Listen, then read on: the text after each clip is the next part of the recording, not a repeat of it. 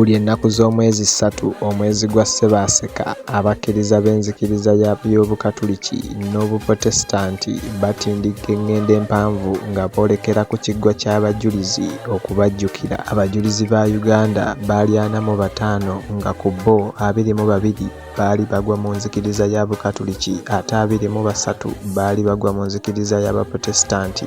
Bano battibwa wansi w'ekiragiro kya Kabaka Mwanga eyali afuga mu biseera ebyo olw'enzikiriza gye baali bakkiriza. Abajulizi abaasooka okuttibwa battibwa ng'ennaku z'omwezi 31 omwezi gwa Gatonnya mu 1885 n'abaasemberayo ddala ne battibwa ng'ennaku z'omwezi 27 omwezi gwa Gatonnya mu 1887.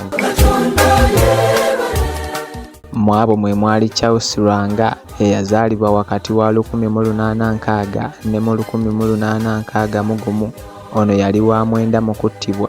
Yazaalibwa ku kyalo Kasanje Mbirizi mu Nabuddu era nga mutabani wa Mwami Mabingo ow'ekika ky'Engabi n'omukyala Gookyalya ow'ekika kya Kasimba. Ono ye yali omuggalanda.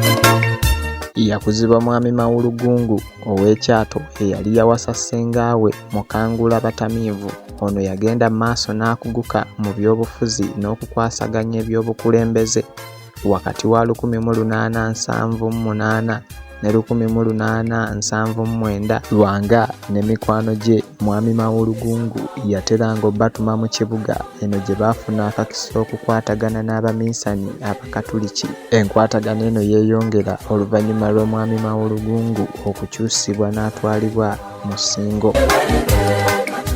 Lwanga yali musajja mugoogofu, mweru, muwanvu, wa kiwago mu kikula kye, ow'ekisa, munnamakolero era nga mumalirivu mu mirimu gye gyonna. Yatwalibwa mu Kasabali ku ddembe okuweereza Kabaka Mwanga mu mwaka gwa 1882.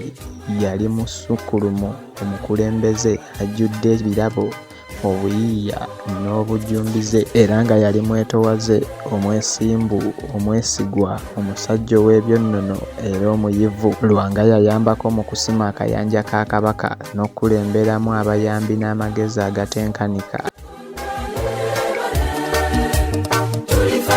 Yabatizibwa nga 5 omwezi gwa Museenene 1885. Yali musajja atanyeenyezeka, anywedde mu kukkiriza kwe era ng'anyweza ne banne nga bukunukkiriza ottuuka olw'eggulo ng'ennaku z'omwezi 3 omwezi gwa Ssebaaseka 1886. Ennamugongo Busaale Senkoole yayawula Lwanga ku kibinja kye n'amutwala gye yamwokyera mpola mpola okuva ku bigere paka ku mutwe. Ku myaka 25 gyokka Senkoole yalesa St. Charles Lwanga essanyu ly'ensirima eringi ng'obugulu bw'eggongolo mu bulumi obutagambika.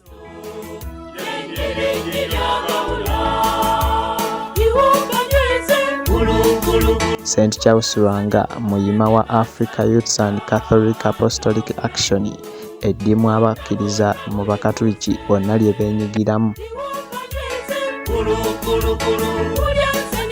Vincent Kasozi ku Dream TV.